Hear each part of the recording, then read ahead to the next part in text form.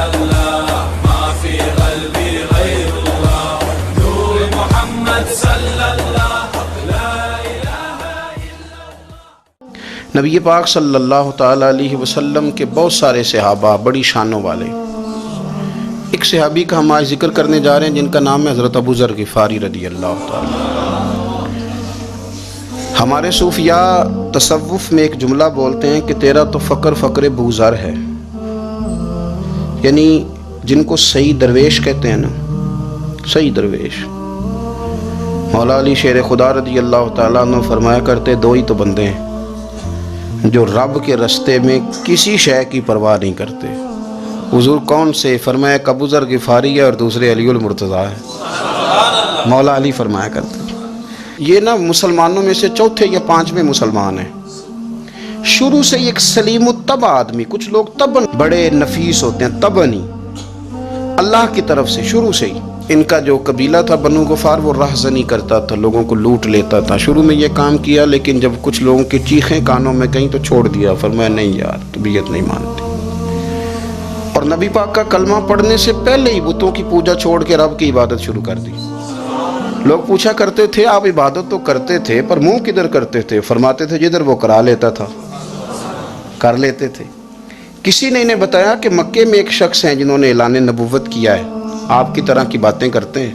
انہوں نے اپنے بھائی کو بھیجا، ان کا نام انیس تھا، پتہ کر کے واپس آئے۔ بھائی کہنے لگے ابو ذر، ان کا نام جندب ہے اصل میں، ذر ان کے بیٹے کا نام ہے اور کنیت سے زیادہ معروف ہیں، ابو ذر غفاری کہلاتے ہیں۔ فرماتے ہیں کہ بھائی نے آ کے بتایا کہ وہ نیکی کا حکم دیتے ہیں، برے کاموں سے منع کرتے ہیں، صلہ رحمی کا پیغام دیتے ہیں، لیکن لوگ سارے مخالف ہیں۔ یہ چیز بھی بڑی کاؤنٹ ہوتی ہے، اسے نہ کاؤنٹ کیا کریں۔ لوگوں کی ترجیحات بدلتی ہیں، صبح کچھ دوپہر کچھ شام کچھ، اسے نہ کاؤنٹ کریں۔ انہوں نے اس بات کو کاؤنٹ کر کے بتایا کہ لوگ ان کے جو ہیں نا وہ مخالف ہیں سارے۔ تو حضرت ابو ذر غفاری کہنے لگے مجھے تسلی نہیں ہوئی، میں خود جا کے پتہ کروں گا۔ کہتے ہیں مکہ شریف آیا تو کسی ایسے آدمی سے پوچھ بیٹھا، میں تو کچھ اور سمجھا تھا، وہ کچھ اور نکلا۔ مکے والوں نے بڑا مارا۔ مکے پہنچ کے پہلی جو چیز ملی وہ مار کھانے کی تھی۔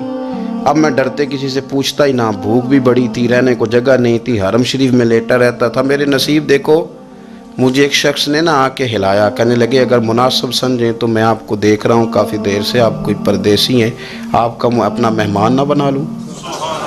تو میں نے کہا آپ کا کیا نام ہے؟ کہنے لگے میرا نام ہے علی ابن ابی طالب۔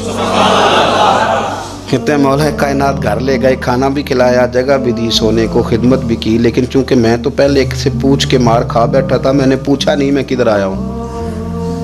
رات رہے، اگلی رات بھی رہے، لیکن میں نے بتایا نہیں میں کس کام آیا ہوں۔ حضرت ابو ذر غفاری رضی اللہ تعالیٰ عنہ کہتے ہیں خود ہی مولا علی نے پوچھا بتا سکتے ہو کیسے آئے ہو؟ میں نے کہا رات رکھ لو گے؟ فرمایا بڑا کشادہ سینہ دیا رب نے مجھے، تو بات تو کر۔ کہنے لگے یار میں تو محمد مصطفیٰ کی زیارت کرنے آیا ہوں صلی اللہ تعالیٰ علیہ وسلم۔ یہ بے نیاز لوگوں میں سے ہیں حضرت سیدنا ابو ذر غفاری۔ میں حضور کی زیارت کے لیے، حضرت علی کہنے لگے سویرے لے چلوں گا۔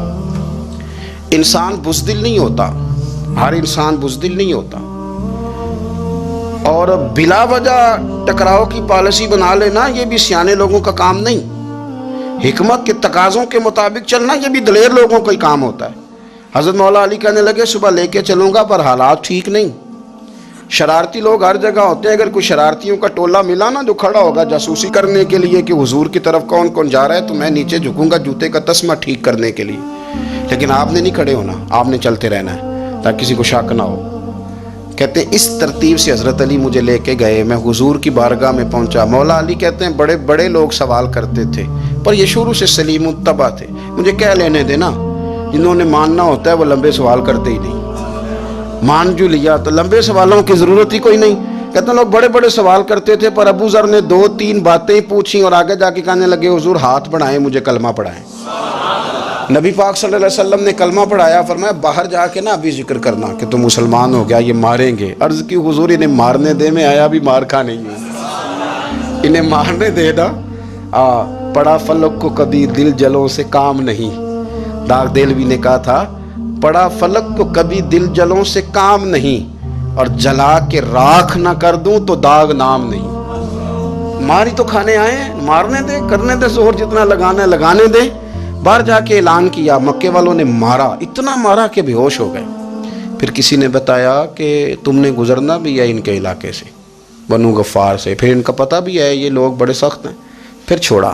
تباً بڑے جلالی تھے، زاہد مزاج تھے، فرماتے تھے کہ جو تمہاری ضرورت سے زیادہ ہے وہ سارا صدقہ کرو۔ کنز کے معاملے میں ان کا رویہ یہ تھا، صرف حضرت صدیق اکبر کو کچھ نہیں کہا انہوں نے، باقی حضرت عمر جیسے آدمی کو بھی کھڑا کر کے کہہ لیتے تھے یہ مال کیوں رکھا ہوا ہے خزانے میں، بانٹتے کیوں نہیں سارا؟ اور جناب عثمان غنی رضی اللہ تعالیٰ عنہ کے ساتھ تو باقاعدہ کئی دفعہ اس موضوع پر گفتگو کی۔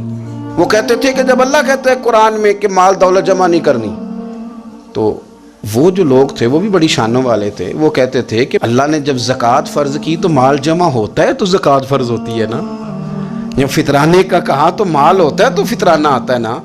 تو آپ جو کہہ رہے ہیں وہ ٹھیک ہے، پر آپ اعلیٰ بات کر رہے ہیں تقوی کی، سارا بانٹو۔ تو حضرت ابو ذر غفاری کہتے تھے چلو ٹھیک ہے تمہاری بھی بات مان لیتا ہوں، پر یہ بتاؤ مدینے والے کا اپنا طریقہ کیا ہے؟ کہ بھئی حضور کا طریقہ تو وہی ہے جو آپ بتا رہے ہیں۔ تو فرمانے لگے پھر اس رستے نہ چلیں جو رستہ مدینے والے رسول کا ہے، اور حضور سے، نبی پاک سے عشق کرتے بڑا کھل کے۔ یہ صحابہ صفہ میں سے تھے۔ کلمے پڑھنے کے بعد چونکہ طبیعت جلالی تھی تو حضور نے بھیج دیا، فرمایا واپس جاؤ اپنے قبیلے میں تبلیغ کرو۔ واپس گئے، بھائی کو مسلمان کیا، والدہ کو مسلمان کیا، قبیلہ سارا مسلمان کیا، وہیں رہے۔ ہجرت مدینہ کے بعد آئے تبوک کے موقع کے قریب، اور حضور نے صحابہ صفہ میں رکھ لیا۔ نوکری کرتے مدینے والے رسول کی، دلیر آدمی تھے، بڑا قبیلہ تھا، پر ڈیوٹی کرتے، ڈیوٹی خدمت کرتے۔ ایک بیٹا تھا، زار اس کا نام تھا، اس کی ڈیوٹی لگائی تم نے میرے نبی پاک کے اونٹ چرانے۔ ڈاکو آئے تو صاحبزادہ اونٹوں کی، اونٹنیوں کی حفاظت کرتے شہید ہو گیا۔ اور یہ انوکھا بندہ ہے جس نے شرط لگائی تھی کہ میں نے کالی سیاہ رنگ کی عورت سے شادی کرنی، انوکھا بندہ ہے۔ ایک بیٹی تھی، ایک بیٹا، بیٹا شہید ہو گیا۔ بیوی سے کہا تم نے نبی پاک کے گھر میں خدمت کرنی ہے، حضور کے گھر والوں، اور میں نبی پاک کی نوکری کروں گا۔ حضور کی خدمت کرتے، ہر وقت خدمت میں رہتے۔ اور حضور جب آتے نا، صحابہ صفہ میں یہ شامل تھے جو لوگ دین سیکھتے، حضور جب آتے تو سب سے پہلے آ کے حضرت ابو ذر غفاری کا پوچھتے، بلائیں، اور جب بات کرتے حضور تو بار بار ان کو مخاطب کر کے بات کرتے۔ حضرت ابو ذر غفاری رضی اللہ تعالیٰ عنہ کا نبی پاک سے اتنا پیار کہ ہماری بھی مشکل حل کر دی۔ ابو داؤد شریف میں موجود ہے، ایک دن کہنے لگے یا رسول اللہ صلی اللہ علیہ وسلم، اگر کوئی بندہ کسی سے پیار بڑا ہی کرے پر اس جیسے عمل نہ کر سکے، کوشش کرے کرنا، لوگ ہمیں کہتے ہیں نا جی پیار بڑا، عمل بھی تو کرو نا، بھی کرنا چاہیے، پر انسان ہے نا، غلطی بھی تو ہو ہی جاتی ہے۔ اب ہم عمل نہیں کر سکتے تو تم ہمیں پیار بھی نہیں کرنے دو گے، مہربانی کرو پیار تو کرنے دو نا۔ حضرت ابو ذر غفاری نے کہا، ابو داؤد شریف میں موجود ہے، یا رسول اللہ صلی اللہ تعالی علیہ وآلہ وسلم، حضور پیار بڑا کرے پر ان جیسے عمل نہ کرے تو حکم کیا ہے؟ تو حضور نے فرمایا پیار سچا کرے، اللہ قیامت کے دن جس سے محبت کرے گا نا اس کے ساتھ ہی دونوں کو اکٹھا فرما دے گا۔ تو حضرت ابو ذر نے فوراً کہا، حضور پھر مجھے آپ سے بھی بڑا پیار ہے، رب سے بھی بڑا پیار ہے۔ فرمایا فکر نہ کرنا، جنت میں اکٹھے ہی جائیں گے۔ اتنی محبت رسول پاک کی ذات کے ساتھ، حضور کی نوکری کرنا۔ ایک دن خدمت کرتے کرتے سو گئے، حضور مسجد میں آئے پتہ کرنے کہ ابو ذر آرام کر رہا ہے۔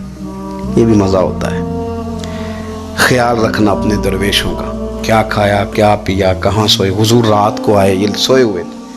فرماتے ہیں حضور نے میرا انگوٹھا ہلایا، میں اٹھ کے بیٹھ گیا، حضور بھی میرے پاس بیٹھ گئے۔ اور میں ابو ذر بڑا پیار کرتے ہو، سونے آپ کو پتہ ہی ہے۔ کہا یار تو بڑی نوکری کرتا ہے، ایک دن وہ بھی آئے گا جس دن تجھے میری مسجد اور میرے شہر سے جانا پڑے گا، پھر کیا کرو گے؟ تو عرض کی حضور کسی کی طاقت ہے مجھے آپ کے شہر سے نکالے؟ میں تلوار نکال لوں گا۔ نبی پاک نے فرمایا تلوار نہ نکالنا، جہاں تمہیں بھیجا جائے چپ کر کے چلے جانا۔ حضور کب تک؟ فرمایا جب تک اللہ تیری اور میری ملاقات نہیں کرا دیتا، یعنی وصال تک۔ یہ واحد شخص ہیں کہ حضور کے وصال ظاہری کا وقت آ گیا تو فرمایا کوئی میرے ابو ذر کو بلاؤ۔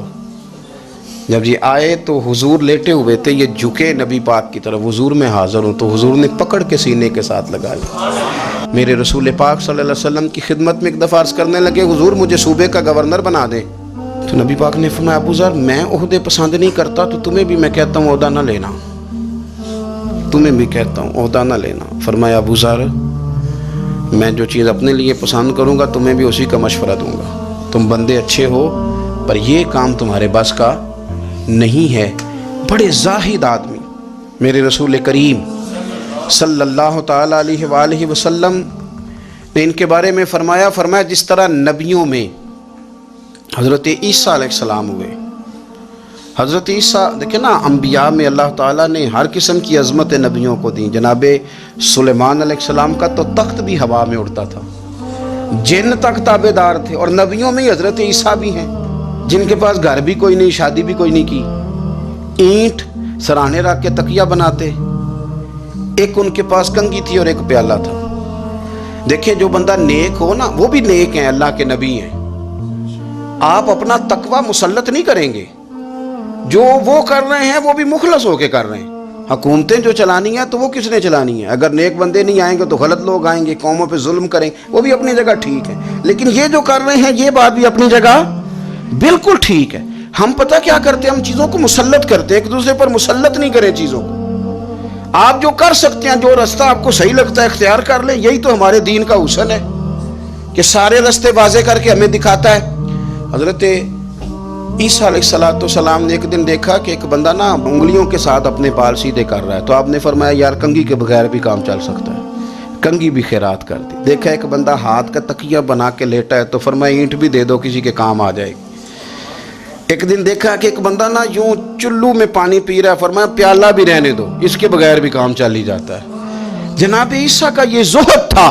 میرے نبی پاک علیہ السلام نے فرمایا جس نے جناب عیسیٰ کا زہد دیکھنا ہو وہ میرے ابو ذر غفاری کو دیکھے، ان کو دیکھے، یہ دنیا میں جناب عیسیٰ کے زہد کے مطابق چلتے پھرتے ہیں۔ ساری زندگی دولت کو، مال کو پسند نہیں کیا۔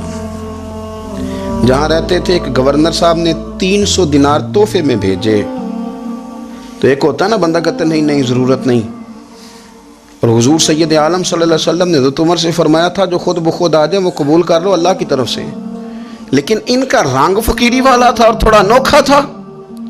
300 دینار آئے تو فرمانے لگے اسے جا کے کہو تمہیں کوئی اور بندہ نہیں ملا دھوکہ دینے کے لیے، میرے گھر ہی مال بھیج دیا ہے۔ فرمانے لگے میرے پاس گدھا ہے سواری کرنے کے لیے، میرے پاس بکریاں ہیں دودھ پینے کے لیے، میرے پاس ایک چادر اضافی ہے سامان میں سے، میں تو ڈرتا ہوں کہ رب کہیں اس چادر کے بارے میں سوال نہ پوچھ لے، اور تم ہو کہ میرے پاس یہ لے کے آئے ہو۔